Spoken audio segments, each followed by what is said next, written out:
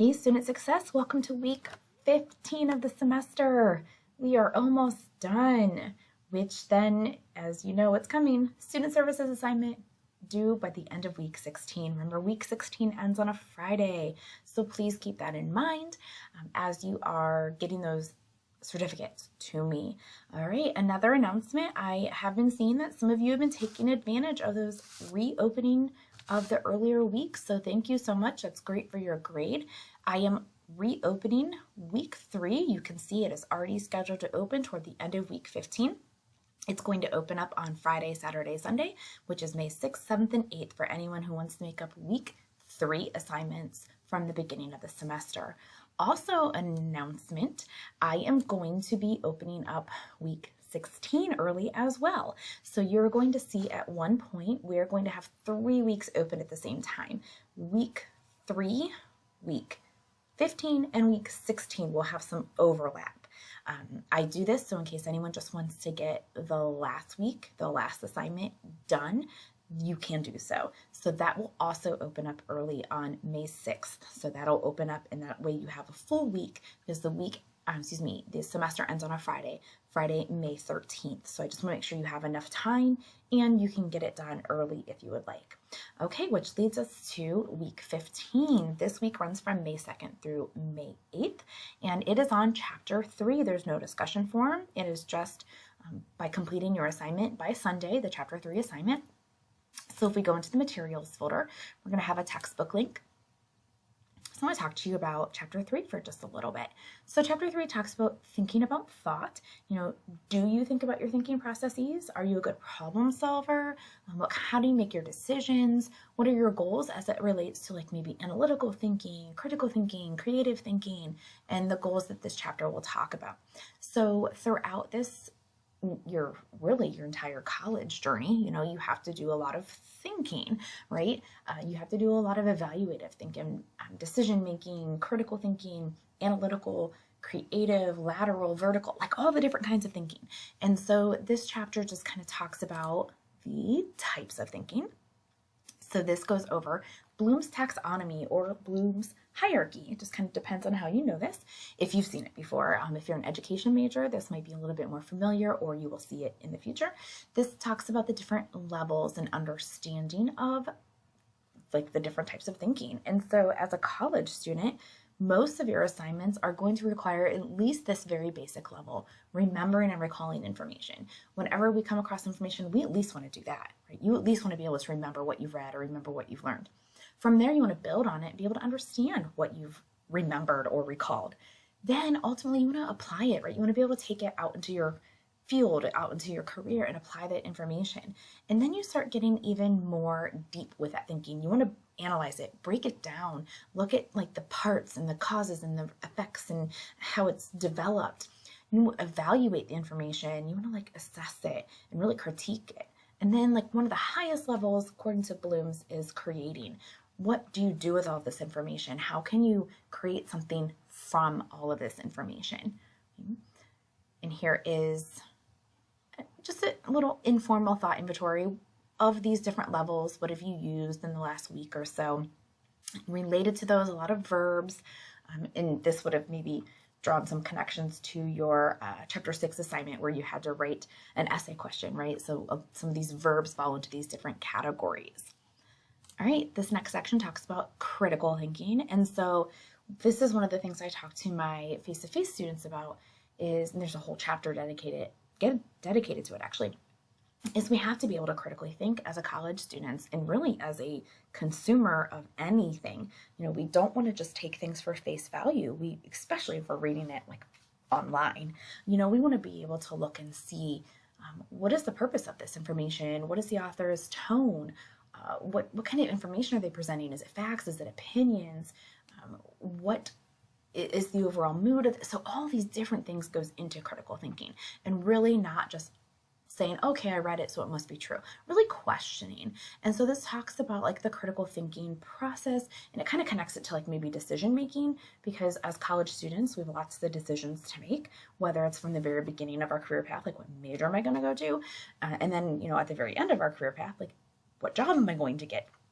And so this kind of walks you through this process, what's the issue? What are my options? How do I evaluate those? What kind of decision can I make? And then different types of fallacies that can weaken arguments. And so you'll see that these are just kind of a list. There's a whole bunch of different kinds of fallacies.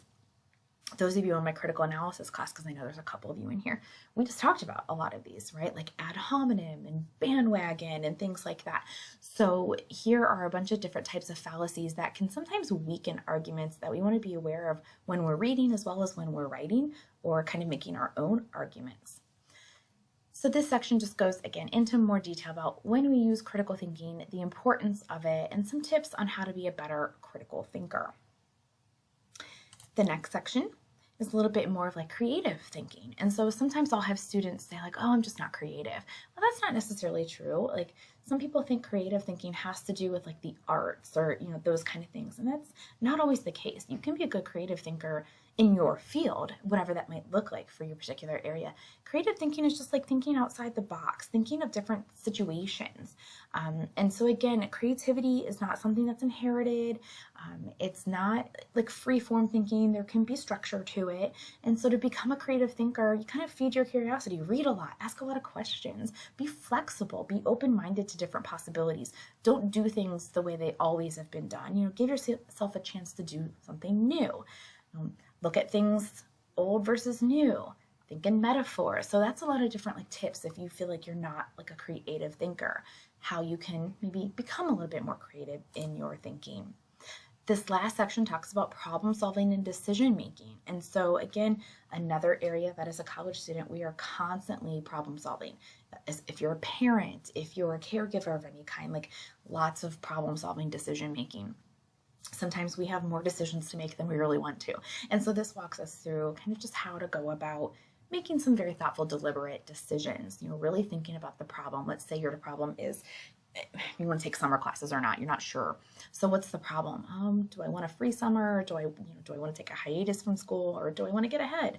Narrow down that problem. So like, what are the little pieces of it? What aspects or issues are going on? Like, oh, I want to go on vacation, or I'd really like to graduate early. So like really narrow down those issues and then generate possible solutions. Well, maybe I will just take one class and I'll take it online, or maybe I'll take no classes. What would that look like? So just really generate those possible solutions and then choose the one that works best and then reflect on it. Did that work well? Should I have done something differently? If I had to make a decision like that again, how could I adjust that for the future? Okay, so this whole section just goes into talking about like the decision-making process in general. So as always, I encourage you to take a look at your chapter and pay attention to any section that you need more emphasis on. If you feel like you need to sharpen some critical thinking skills or sharpen some creative thinking skills, go ahead and hone in on those particular areas. All right, so let's talk about your assignment. You have one assignment this week, and this does ask that you do this with a small group. Okay, so sometimes it's easier than others depending on like your living situation, if you're on campus, off campus. I've had students use their child before for their small group, and that's totally fine too, because actually sometimes kids come up with like really cool answers. So what you're going to do is, it says first, on your own, create a list of 3 alternate uses for each of these items. So 3 alternate uses for peanut butter besides eating it or putting it on sandwiches, 3 alternate items for paper clips besides clipping paper together, and 3 alternate uses for pen caps besides putting them on top of a pen. So you're coming up with 3 different, so like 9 different uses, like 3 for each, 3, 3, 3. Just challenge your creative thinking, okay? So that's your own. You first create your own list. Now you're going to gather a group of 3 or 4 people and you're going to facilitate this, a short brainstorming session to generate the same thing. What ideas does the group have for an alternate use for peanut butter, an alternate use for paper clips, and an alternate use for pen caps? Try not to duplicate anything from number 1. Don't use your ideas. So if you're participating in the discussion, don't repeat your own ideas. Only write down or, kind of develop on the ideas that the group has come up with. When you go to submit your assignment, make sure I see what you came up with on your own and then what your group came up with, so I can kind of get the full picture. So now you've had a group brainstorming session, then you're going to compare the results. Did you generate more ideas or did the group? Was the quality better alone or with the group? Were they more creative or innovative with the group or with your own? Which was more fun, your own by yourself or leading the group? Okay, so again, when you go in here, and you can do this in a Word document, or you can click in here and do your right submission, please make sure I see, you know, my list, and then all your items, group list, all their items, and then answer these 3 questions, right? Answer those questions down there as well. Okay, and that's why you can do it in a Word document if you want to, if it's a little cleaner and easier for you. All right, now again, in terms of the group, if you want to do this over Zoom, if that's easier for you, if you're not able to kind of get together with a group of people, you can use the people inside your home, whether that's parents, siblings, children. Obviously, hopefully your child is at least, you know, 4 or 5 and older. If you are not sure who to use, reach out to me, and maybe there's a couple of you in here that I can just be like, hey, you guys all go ahead and get in a group. Maybe you can set up a Zoom session, or you can do it through email. Like, that can be an option as well. So we can do that. So again, it doesn't have to be a large group, just a couple people. Even if it just turns out to be you and one other person bouncing ideas off one another, that's okay. But, you know, obviously if it's 3 or 4, you might get a little bit more breadth in your list. So, all right, if you have any questions about that assignment, please reach out and let me know. That is due Sunday, and that also counts for your week 15 attendance. Again, as a reminder, make sure you're turning in your Student Services Assignment Workshop Certificate. Take advantage of the fact that week 3 will open up this weekend for week 15, the end of week 15, and week 16 will be opening early as well. All right, hope everyone has a great week. We're almost there. Talk to you later. Bye.